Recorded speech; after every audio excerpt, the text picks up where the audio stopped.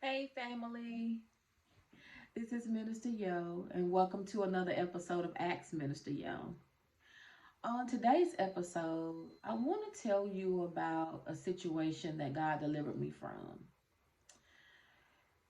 It was on August the 9th this year of 2023, and I was going about my normal day. In fact, it was just an ordinary day, like any other day, just out seeing patients like I do. I was going to see a patient in a facility, and the facility, we would say, is in a rough neighborhood, but I've been there many times without incident, so I didn't think anything unusual was going to happen on this day. So there's no parking in front of the facility. They have their own parking lot in front of their building, but there is street parking across the street. So this is just a residential area where they have a facility on this side and they have residential homes on this side of the street, and they don't have driveways, so they all park on the street. So I pull out and I pull over onto the other side of the street to park like I would normally do.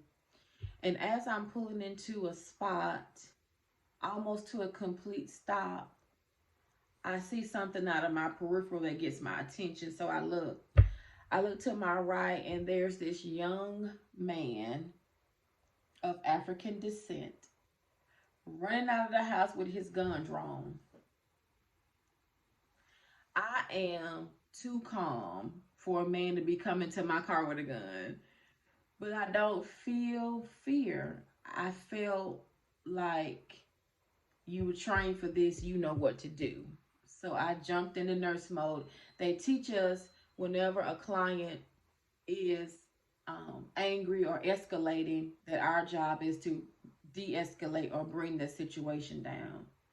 So he was angry. He was acting like, what you doing here? What you?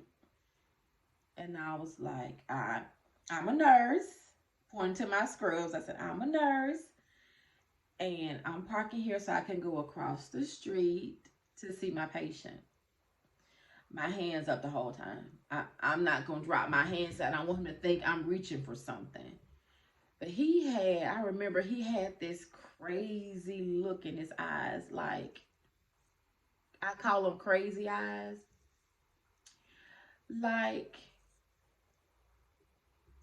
when you're dealing with patients who are mentally ill and they got that look about them, he had that look like he wasn't stable. And so I knew I needed to keep calm and not do anything that would make him think I really came to hurt him. So I told him I was a nurse. I wanted to park here to go see my patient. He peeped over in the car, I guess to see, make sure I didn't have a gun. So he lowered it a little bit, but he didn't put it away. He didn't go in the house. He just walked away from the car and he said, yeah, you waving the gun now. You can pull up right here. You can pull right here. I'm like, yeah, I think I better leave. Don't take a rocket scientist to figure out if a man with a gun is backing away from your car, get out of there. That's exactly what I did. I got out of there. I didn't speed off. I didn't burn rubber. I didn't do anything to draw attention to myself. I just drove away and left. Polar patient. I had to call and cancel his visit for that day because I wasn't going over to see him. I wasn't coming back to that street.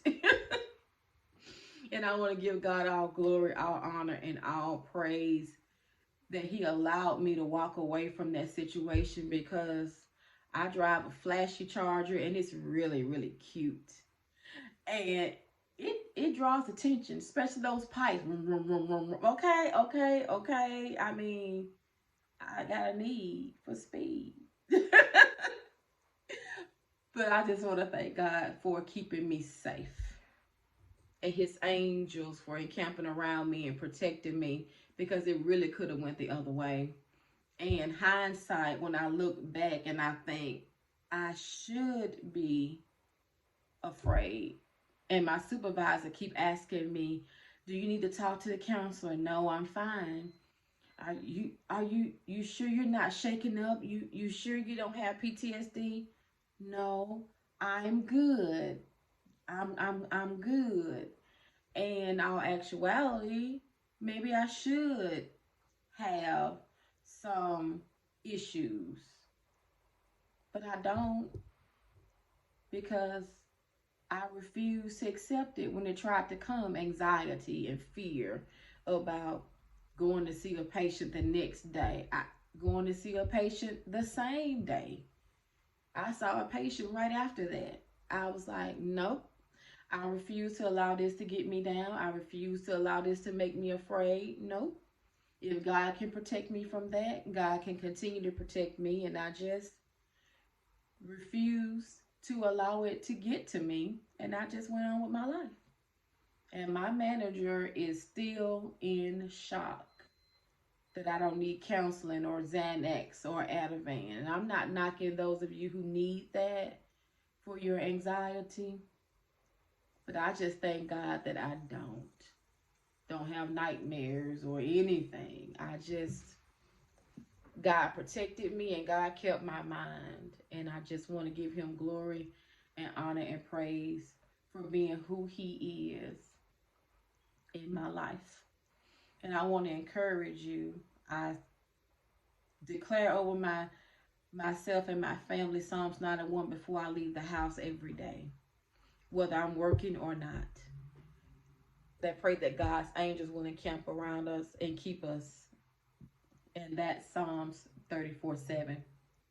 I want to encourage you to confess Psalms 91 and Psalms 34:7 over yourself, over your life, over your family, over your children, over your extended family.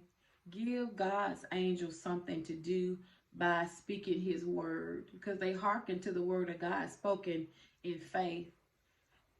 And I'm a witness that Psalms 91 worked again. It just flat out worked again. And I'm so grateful. And I'll tell anybody who will listen that God is a keeper. Well, that's all I have today. I just want to share that with you. If this testimony blessed you, feel free to share it with someone. Encourage someone who may be dealing with fear and anxiety, that God is able. God is able to deliver them and keep them from falling. Until next time, go in God.